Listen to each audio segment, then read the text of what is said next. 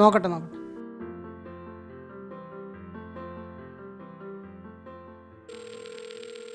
Hello ഇതാ ഇപ്പൊ റെഡിയായി. ഹലോ, എന്താ വിശേഷം? സുഖല്ലേ? സുഖാണ്. എന്താ നിങ്ങൾക്ക് സുഖല്ലേ? ആ സുഖാണ്. എൻ്റെ ജോലിയൊക്കെ കഴിഞ്ഞോ? എന്റെ ജോലിയൊന്നും കഴിഞ്ഞിട്ടില്ല. മക്കളൊക്കെ എന്തിയേ? മക്കള് റൂമിലുണ്ട്. നിങ്ങളിപ്പോ എവിടുന്നാ വിളിക്കണേ? അതൊക്കെ ഉണ്ട് മോളെ. നീയല്ലേ പറഞ്ഞത് അപ്പുറത്തെ അസറു കെട്ടിയോൾക്ക് നെറ്റിൽ നിന്നാ വിളിക്കണേന്ന്? ഞാനും ഇപ്പൊ അതിൽ നിന്നാ വിളിക്കണേ. അല്ല, ഇനിയിപ്പോ നിങ്ങള് പിശുക്കില്ലല്ലോ. ഇക്ക് പറയാനുള്ളത് സ്വസ്ഥായിട്ട് പറയാലോ. അതിന് ഈ കലക്കി. നീ ഇപ്പം തന്നെ പറഞ്ഞോടി. എന്താ എനിക്ക് പറയാനുള്ളത്? ഇഷ്ടം പോലെ സമയമുണ്ട്. പുള്ളിക്കാരന് വലിയ സന്തോഷമായിട്ടുണ്ട് കേട്ടാ. ശരിയാ ശരിയാ, പക്ഷെ ഇതൊക്കെ ഒന്ന് പഠിപ്പിക്കുന്നത് വലിയ തലവേദനയാ. അഷറഫെ, അത്യാവശ്യം കാർഡ് പിടിപ്പിച്ചോ. തുടക്കക്കാരനാവുമ്പോൾ നല്ല ബിസിനസ് ഉണ്ടാവും. അത് പറ്റില്ല വാസു. കാരണം എന്താണെന്നറിയോ? അയാൾ അഷ്റഫിൻ്റെ ഒരു കുടുംബമായതുകൊണ്ട് അധികമൊന്നും മുറിക്കാൻ പറ്റില്ലല്ലോ. അതിനാരാ റേറ്റ് കൂട്ടി മേടിക്കുന്നത്? പുറത്ത് തന്നെയല്ലേ റേറ്റ്. എനിക്ക് അടുക്കളയിൽ ഒരുപാട് പണിയുണ്ട്. നിങ്ങൾ പിന്നെ വിളിക്ക്. നിനക്കിപ്പോ അത്ര തിരക്കാണെങ്കിലേ ഞാൻ നാളെ വിളിക്കാം. ഓക്കെ, എന്നാ വെച്ചോ. ശരി എന്നാ. അഷ്റഫേ. ഓ, അതൊക്കെ നമുക്ക് പിന്നെ സംസാരിക്കാം. മൂപ്പര് വിളിക്കുന്നുണ്ട്. അതൊക്കെ അവൻ ശരിയായിക്കോളും. ഇതൊന്ന് കട്ടാക്കി തന്നാ.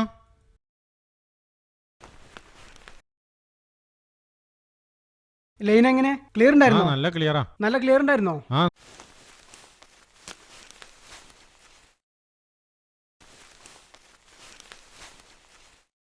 ഇതിൽ പാട്ടൊക്കെ കേൾക്കാൻ പറ്റുമോ? അതെ. ഈ സൈറ്റിൽ പോയിട്ടുണ്ടെങ്കിൽ നമുക്ക് പ്രൊഫൈൽ ഉണ്ടാക്കാം. ഞാൻ എത്ര മിനിറ്റ് വിളിച്ചെന്ന് ഇതിലറിയാൻ പറ്റുമോ?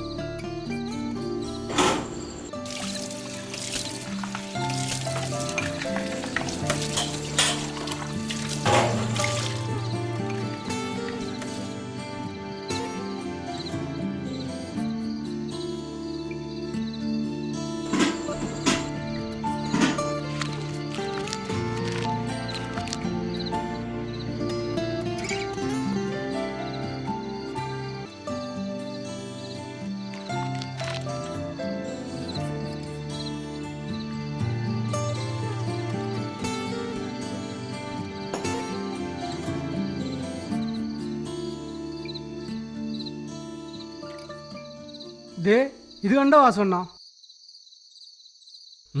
എന്താ കാര്യം? തിരുവനന്തപുരം വിമാനത്താവളത്തിലെ യൂസേഴ്സ് ഫീ ഏർപ്പെടുത്താൻ പോണെന്ന്. എന്ന് വെച്ചാൽ എന്താ? ഒന്ന് വ്യക്തമാക്കി പറയുമോനെ.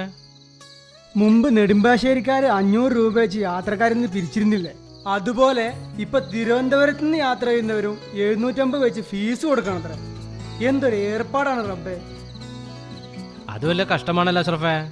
അല്ലെങ്കിൽ തന്നെ കള്ളക്കടം വാങ്ങിയും പെണ്ണിന്റെ പൊന്ന് പണയം വെച്ചും ഗൾഫുകാരൻ തിരികെ പോരാൻ നേരം ടിക്കറ്റിന് പൈസ ഉണ്ടാക്കുന്നത്. ഇനി മുതൽ യൂസേഴ്സ് ഫീ എന്നും പറഞ്ഞ് കാശുണ്ടാക്കണല്ലോ ഈശ്വര. നാട് ഭരിക്കണവന്മാർക്ക് എന്തിനും ഏതിനും ഗൾഫുകാരന്റെ പണം വേണം. നാട്ടിൽ വികസനം നടക്കണമെങ്കിൽ ഗൾഫുകാരന്റെ നിക്ഷേപം വേണം. എന്നാൽ ഒരു കാര്യം വരുമ്പോൾ നമുക്ക് വേണ്ടി പറയാൻ ആരും ഇല്ല തന്നെ. എടാ, വോട്ട് ചോദിച്ചു വരുമ്പോ ആട്ടിറക്കണമെന്ന് കുടിയിലുള്ളവരോട് പറയണം. അത്രക്ക് വേണം അണ്ണാ. ഈ രാഷ്ട്രീയക്കാരിൽ നല്ലവരുണ്ടല്ലോ, അവരുടെ സഹകരണം ഉണ്ടെങ്കിൽ നമുക്ക് നാട്ടിൽ പോയാലും ജീവിക്കാൻ നോക്കൂ. വേണ്ടെന്ന് ആര് പറഞ്ഞ്? പക്ഷേ ഇവിടെ പെരുവെയിലത്തും തണുപ്പിലും 600-700 ശമ്പളം വാങ്ങുന്നവർ നാട്ടിലൊന്ന് പോയി വരാൻ എത്ര പാടുപെടണം? എടാ അഷറഫേ, ഞങ്ങൾ ഗൾഫുകാരെ കുറിച്ച് ഒരു തമാശ പറയാറുണ്ട്. ഗൾഫുകാരൻ ഒരു പുതിയ പേസ്റ്റ് പോലെയാണെന്ന്. അതെന്താ വാസണ്ണ? എടാ, നമ്മൾ പുതിയ പേസ്റ്റ് വാങ്ങിയാൽ ആദ്യ ദിവസങ്ങളിൽ ബ്രഷ് നിറയെ പേസ്റ്റ് എടുക്കും. അവസാനാകുമ്പോൾ ഞെക്കി ഞെക്കി ഒരു തുള്ളി പേസ്റ്റ് കിട്ടിയാലായി എന്ന സ്ഥിതിയിലെത്തും. നാട്ടിലെത്തിയ നമ്മുടെ പേഴ്സും ഇതേപോലെ തന്നെയാ, ഒന്നും കാണൂല.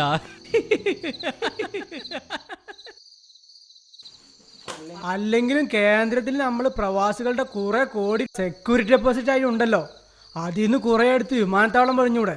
മതി, ധാരാളം. പക്ഷേ പണിയണം. എന്താ രണ്ടാളും കൂടി ഒരു ചർച്ച?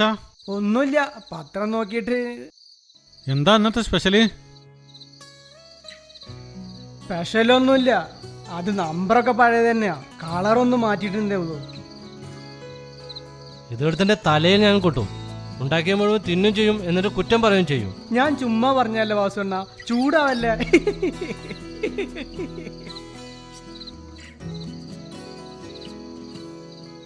അഷ്റഫേ, എനിക്ക് പണിയൊന്നുമില്ലല്ലോ, ഒന്ന് റൂമിലോട്ട് വന്നാ. എന്താ കാക്ക? നീ ആ കമ്പ്യൂട്ടർ ഒന്ന് പറഞ്ഞു തന്നേ. മുന്നേ നീ പറഞ്ഞു വന്ന ഒന്നും തലയത്ത് കയറിയിട്ടില്ല.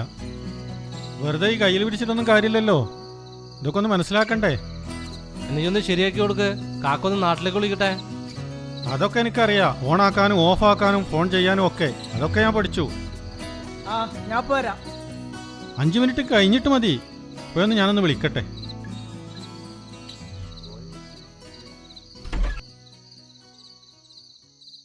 നിന്റെ കാക്ക കൈവിട്ട് പോവോ മോനെ? അങ്ങനൊന്നും കരുതല്ലോ വാസുണ്ണ, ഏതൊരു സാധനം കിട്ടിയാലും ആദ്യം ഉണ്ടാക്കുന്ന ആവേശമില്ലേ, അത് തന്നെയാണ് ഇത്. ചെല്ല് ചെല്ല് ചെല്ല്, ഒരു സ്റ്റുഡന്റിനെ നഷ്ടപ്പെടുത്തണ്ട. ആക്കല്ല വാസുണ്ണ, വാസുണ്ണന് താല്പര്യമില്ലാത്തതിന് ഞാനെന്ത് ചെയ്യാനാ?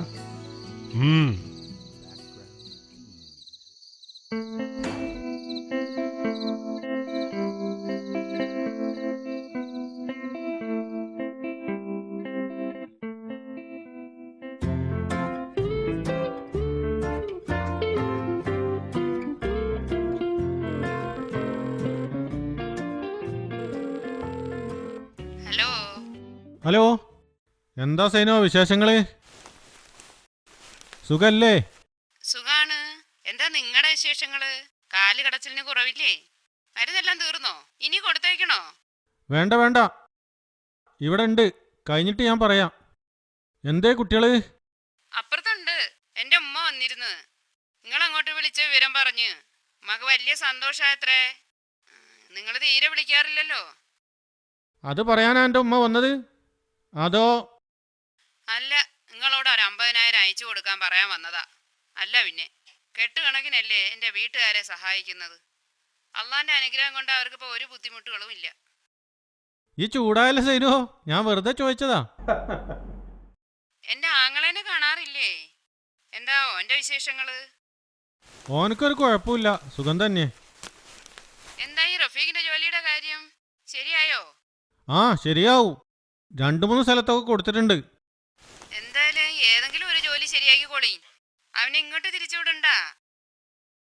എന്തെങ്കിലും ഒരു ജോലി പോരല്ലോ, വിസാക്കാൻ പറ്റിയ ഒരു ജോലി തന്നെ വേണ്ടേ? നിങ്ങളുടെ പെങ്ങളുടെ സ്വഭാവം നിങ്ങൾക്ക് അറിയാലോ. കുറ്റം മുഴുവൻ നിങ്ങൾക്കാവും. ഇത് സൂപ്പർ മാർക്കറ്റിൽ കിട്ടുന്ന സാധനമല്ലല്ലോ, ഒക്കോന്റെ വിധി പോലെ ഇരിക്കും.